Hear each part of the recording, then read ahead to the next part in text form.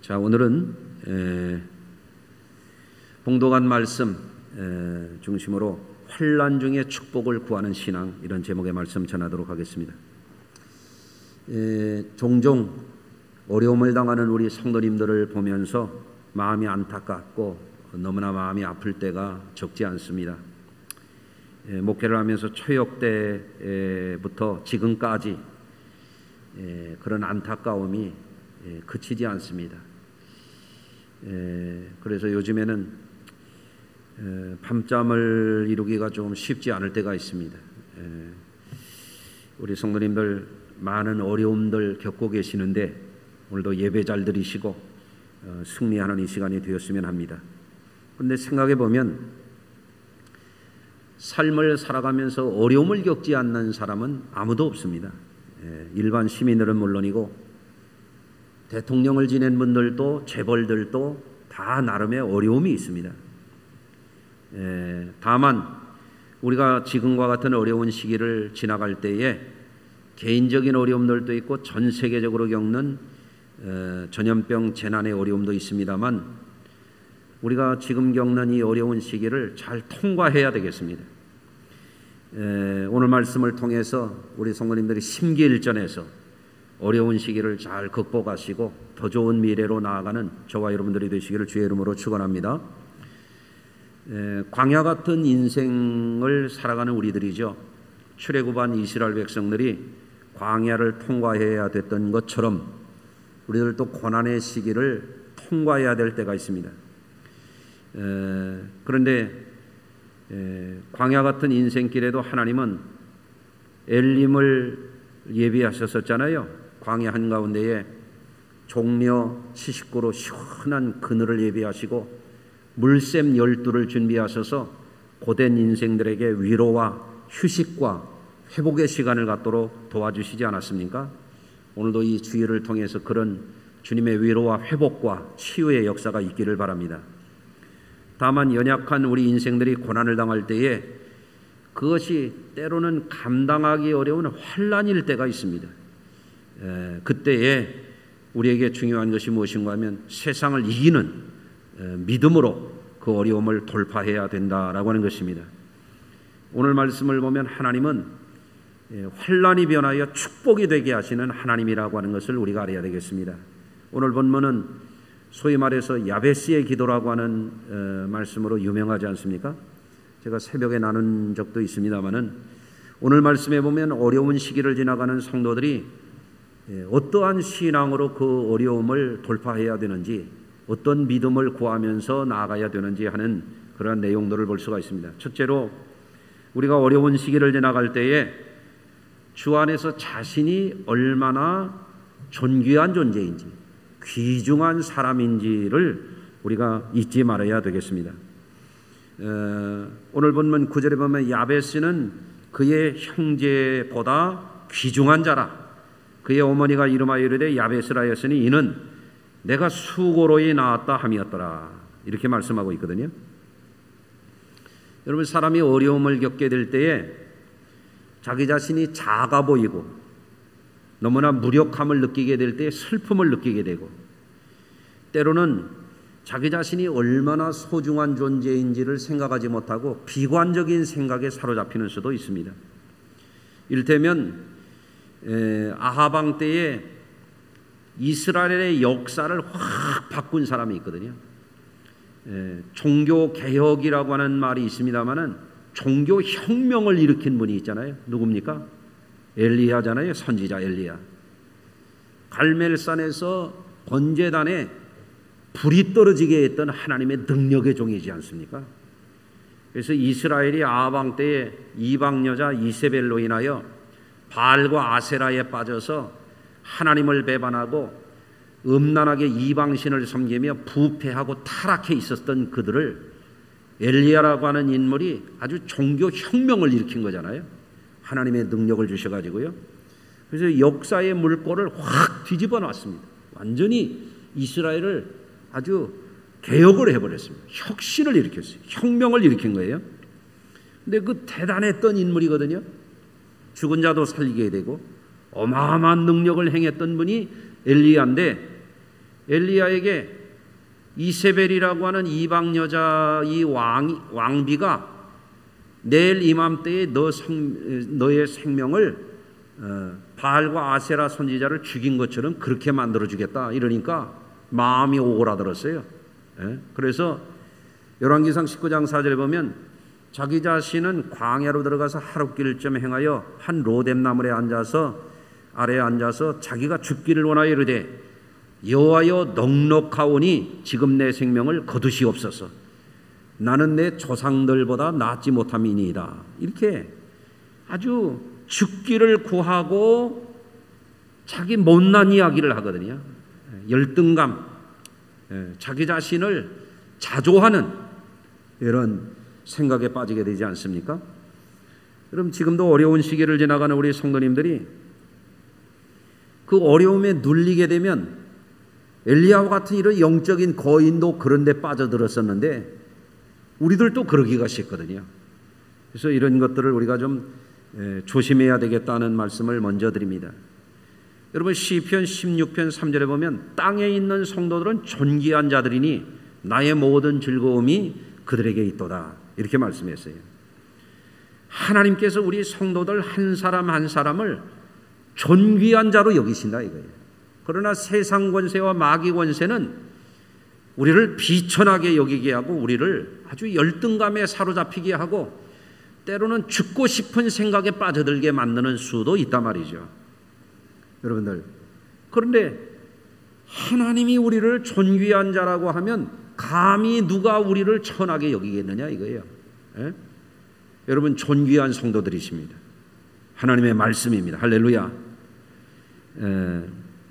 다만 내가 하나님 앞에서 존귀한 자가 됐으면 남도 존귀한 자가 되어야 되거든요. 그래서 그리스도인들은 예수 믿고 나서 내가 하나님의 자녀된 권세를 가진 사람들이라고 한다면 옛날에 쓴 뿌리를 끊어내고 우리에게 우리 자신을 천하게 여기는 나쁜 자아를 버려야 됩니다. 그래서 세상이 아무리 힘들고 어려워도 우리 성도님들이 주님 안에서 야베스처럼 존귀한 자라고 하는 생각을 가지고 살아야 돼요. 근데 야베스가 왜 존귀한 자였을까요? 어머니가 수호로 낳아서 존귀한 자라 그랬다 이거예요. 귀중한 자라, 존귀한 자라. 먼저 번역에는 존귀한 자라 그랬고요. 그러면 한번 생각해 보세요. 어머니가 수고해서 낳지 않은 자식이 어디가 있어요? 다 존귀한 자지. 어머니에게 내 자식이 다 귀하지. 그렇지 않습니까? 그게 무슨 얘기예요? 우리는 다 존귀한 자녀들입니다. 할렐루야. 그런데 그것을 잊어버리기가 쉽다 이거예요. 그러나 야베스는 어머니가 늘 얘기하는 거예요. 너는 말이야, 내가 너를 목숨 걸고 낳았어. 내가 너를 어떻게 키운지 알아? 너 이렇게 귀중한 자식이야. 어머니가 늘 얘기를 해주는 거죠. 이게 중요한 거거든요. 여러분 가정의 자녀들에게도 그렇게 하시기를 바랍니다. 할렐루야. 어려울 때, 힘들 때, 열등감 그런 것에 빠지지 말고 늘 고백해야 돼요. 하나님, 나는 하나님을 예수 안에서 아빠 아버지라 부를 수 있는 존귀한 자녀 삼아 주셨습니다. 그것을 여러분들이 결코 세상 권세의 어떤 어려움 속에 빼앗기지 말고 잘 지켜가시기를 주의 이름으로 부탁을 드립니다. 두 번째로 야베스는 하나님 앞에서 환난을 벗어나 근심이 없게 해달라고 구하고 있습니다. 지금과 같이 장기간 지속되는 재난 시기에 우리가 믿음으로 이 시기를 잘 통과해야 되거든요. 야베스의 소원은 환난을 벗어나게 해달라. 지금이 전염병 환난의 시기이거든요. 근데 지금 우리가 경험하는 이 전염병 상황이 2년째 계속되고 있으니까 너무 길잖아요, 이게. 근데 역사적으로 보면요, 유럽을 죽음의 재앙으로 몰아넣었던 흑사병 재난이 있었어요. 이게 14세기에 그 중국 지역에서 흑해를 거쳐서 이탈리아, 시칠리아 지역에 있는 한 항구를 통해서 1347년 14세기에 이탈리아에 이 흑사병이라고 하는 것이 들어가게 됩니다. 이탈리아 항구에 흑사병이 들어간 이때로부터 2년도 안 돼가지고 전 유럽에 이 죽음의 재앙이 퍼져버렸습니다. 그래서 이게 14세기에서부터 시작돼가지고 흑사병이 세력을 잃어버릴 때가 언제까지냐면 17세기까지. 한번 세보세요. 14세기, 15세기, 16세기, 17세기. 장기간에 걸쳐서 이 죽음의 재난이 유럽 대륙을 휩쓸고 있었습니다. 굉장하지 않습니까? 조금 잦아드는 듯 하다가 또 일어나고 이렇게 유행을 한 것이 100회 이상이 된다고 그래요. 이 300~400년 동안에. 그리고 이것이 거의 퇴치될 때가 언제냐면 18세기까지 갑니다. 그리고 최근에 2017년에도 이 흑사병이 일어난 나라가 있거든요. 그래서 유럽을 휩쓸었던 이 흑사병이라고 하는 것은 쥐를 통해서 벼룩을 통해서 사람에게 옮겨지는 박테리아인데 이것이 혈관을 망가뜨리고 피가 괴사되게 해가지고 손끝에서부터 시커멓게 변해서 요즘에 말하는 소위 이제 가래토시 쓴다고 그러는 이 임파절 쪽에서 검은 혹이 나가지고 사람이 시커멓게 변해서 죽는 병이 그래서 흑사병이라 이거예요. 이게 당시 전 세계 인구가 4, 5억밖에 안 되는데 유럽에서 죽은 인원을 지금 학자들이 추산해 보면 최소 7,500만 명에서 2억 명까지 보고 있거든요. 유럽 인구의 3분의 1에서 절반가량이 죽어나갔다 이렇게 보고 있습니다. 그래서 한 도시, 조그만 도시에서도 몇천 명씩 갔다가 막 그래서 사람들이 죽어가지고 널브러져 있고 짐승도 죽어 있고 시체 썩는 냄새가 진동하게 되고 뭐 말도 할 수 없는 그야말로 지옥과 같은 재난, 이것이 흑사병이었는데 이게 몇백 년 지속됐다 이거예요. 지금 우리는 2년 정도 지금 진행되고 있는 상황이란 말이죠. 그런데 지금은 전염병에 대한 과학적인 상식도 있고 마스크도 있고 손소독도 할 수 있고 백신도 개발이 되어 있고 일부 치료 효과가 있는 약들도 있고 그렇지 않습니까? 의료적인 도움을 받을 수 있지만 그 당시에는 아주 이 무지한 거예요. 세균이 뭔지도 모르고 박테리아가 뭔지도 모르던 그런 시대예요. 그 의사들이 다니면서 흑사병이라고 하는 건 피를 통해서 이게 전염이 되는 건데 피를 뺀다고 그래가면서 의사가 오히려 돌아다니면서 흑사병을 퍼뜨리는 이런 무지하고 비참한 이런 일들이 있었단 말이죠. 참 이 전염병의 재난에 인재까지 겹쳤던 그런 비극의 역사가 수백 년간 이렇게 됐다고 하는 것은 얼마나 끔찍한 일입니까? 그런데 지금 우리가 겪고 있는 이것은 지난해 연말만 하여도 이 코로나가 한 해 정도 지나가면 이제 어느 정도 이것을 잡을 수 있을 것이다 이제 그랬는데 최근에는 비관적인 전망도 나옵니다. 최후 심판 변이종이 나올 것이다. 그럼 전문가들이 그렇게 경고를 하고 있거든요. 이게 자꾸 이제 아주 더 악종들이 나오고 있는 거죠. 뭐 저는 그렇게 되지 않을 거라고 저는 믿습니다만, 여러분 이럴 때 우리가 개인적인 위생을 철저히 해야 되는 것은 물론이고 백신을 맞는 것이 참 중요합니다. 백신을 맞아서 사망률이 현저하게 낮아지고 만약에 감염이 되더라도 중증으로 이행되는 것도 현저하게 낮아지고 그런 통계치들이 있지 않습니까? 다만 우리가 인력으로 안 되는 부분들이 있단 말이죠. 과학의 힘으로 안 돼. 사람들이 별재주를 다 부려도 지금 전세에 이게 굉장한 의료 수준을 가지고 있는 선진국들이 쩔쩔매고 있잖아요. 오히려 우리 한국이 지금 잘 맞고 있는 거거든요.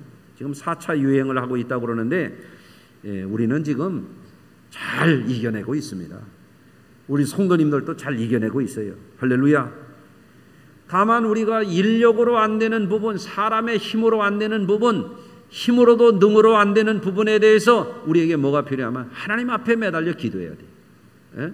야베스가 환난을 벗어나 근심이 없게 하여 주시옵소서. 이게 필요한 거거든요. 과학적인 부분, 물리적인 부분이 있지만 영적인 부분이 또 중요하거든요. 하나님께서 지금 오늘 예배를 드리고 주의를 지키는 우리 성도들에게 환난을 벗어나게 하시고 근심이 없게 하시기를 주의 이름으로 축원합니다. 야베스는 그런 기도를 드리는 사람이었다는 거죠. 믿음의 사람이죠. 할렐루야. 세 번째로 야베스는 환난이 변하여 축복이 되도록 기도하는 사람입니다. 이게 굉장히 중요한 부분입니다. 10절이죠. 야베스가 이스라엘의 하나님께 아뢰어 이르되 주께서 내게 복을 주시려거든 그랬어요. 이게 언제 하는 기도냐면 환난 때에 하는 기도거든요. 환난 때.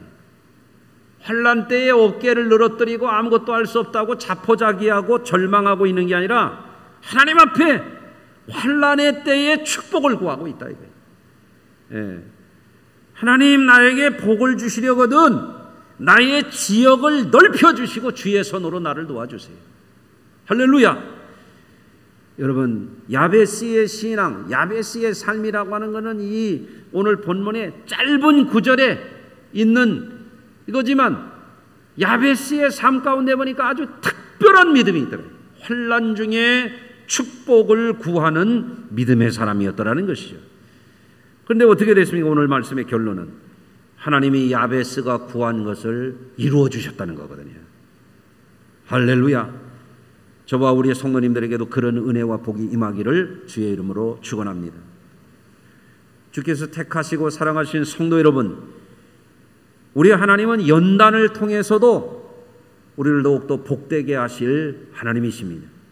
그가 나를 단련하신 후에는 내가 순금같이 나오리라고 하는 욥의 고백과도 같이 하나님은 모든 환난 가운데서도 우리에게 축복을 주시는 하나님이심을 믿으시기를 바랍니다.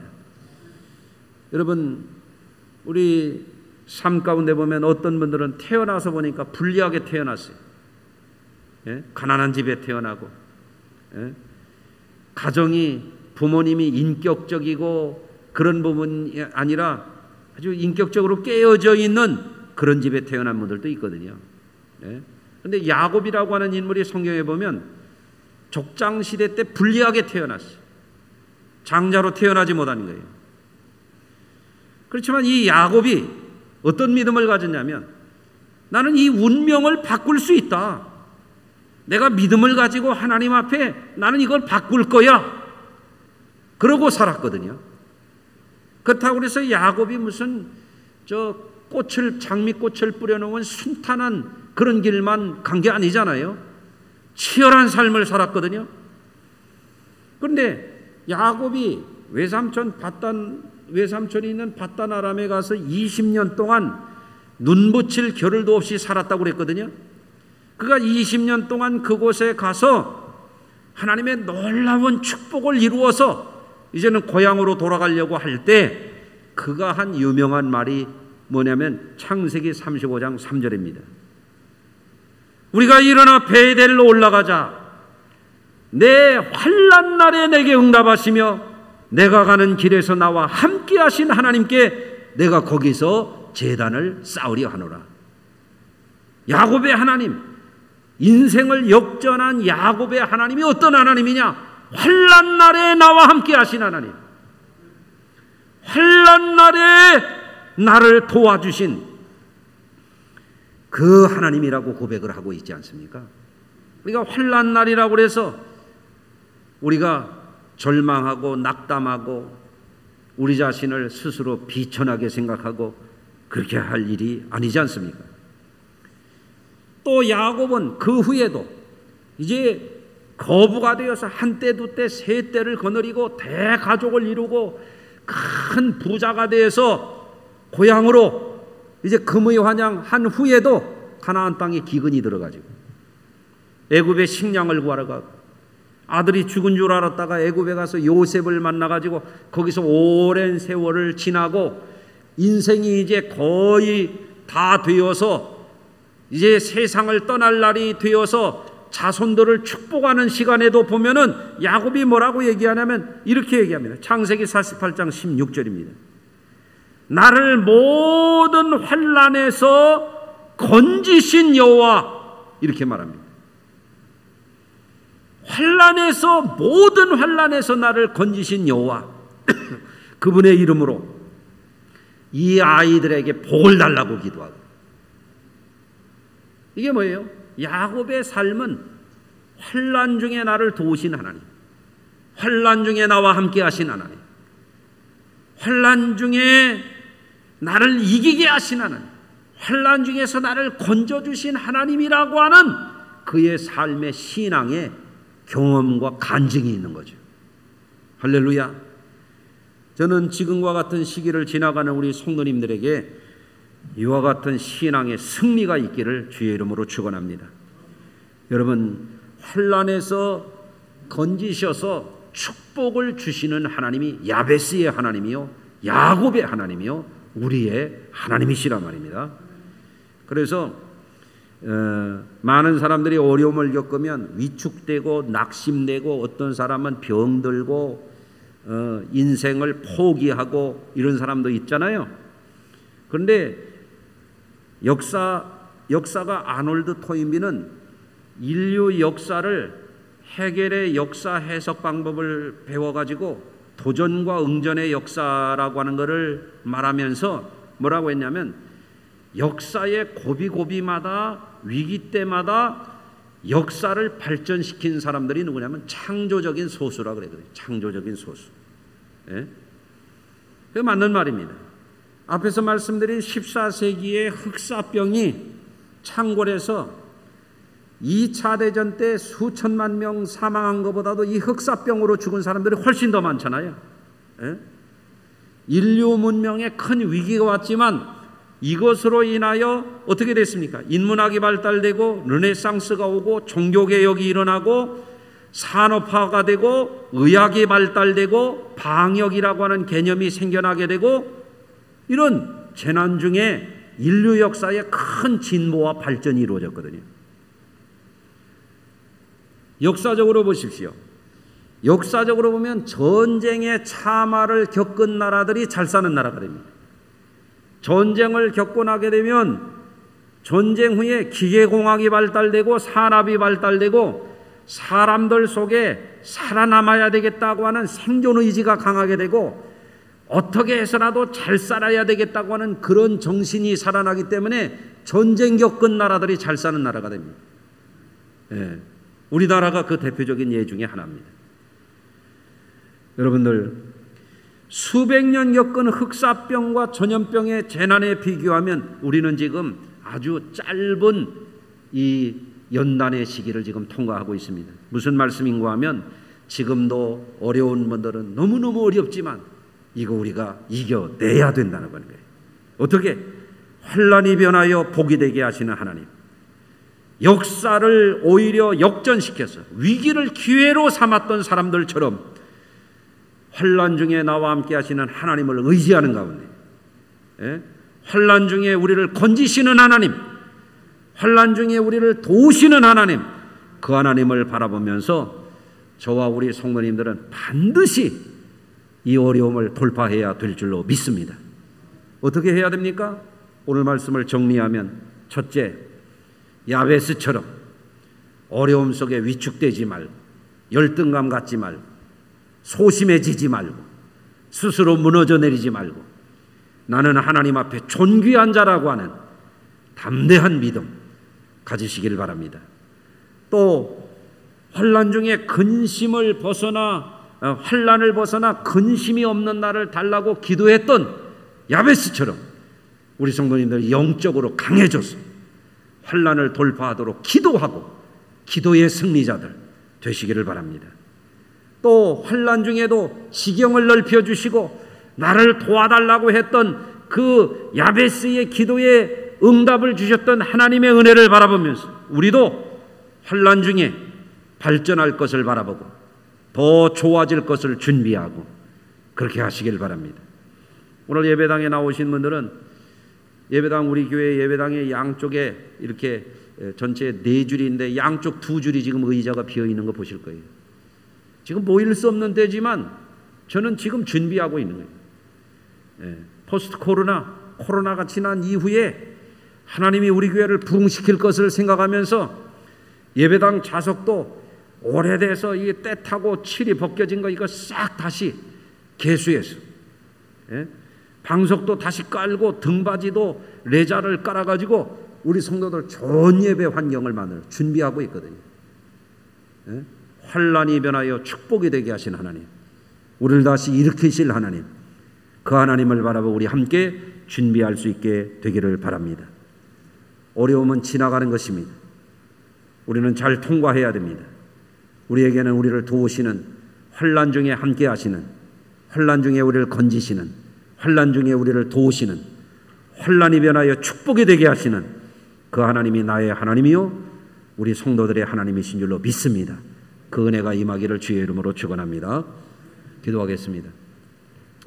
무한히 자비하신 하나님, 오늘도 예배하는 우리 성도들 병중에도 승리하게 하시고 경제적인 어려움에도 담대하게 하시고 어떠한 재난 가운데서도 반드시 이겨서 이제 흑사병이 오히려 인류의 역사에 발전을 가져왔던 것처럼 우리에게도 현재의 재난이 우리의 믿음을 더욱 강하게, 우리 교회가 더욱더 영적으로 깨어있게, 우리 성도들이 어려움을 능히 믿음으로 돌파하고 승리하는 우리 성도들 다 되도록 하나님 강한 믿음으로 은혜를 더하여 주시옵소서.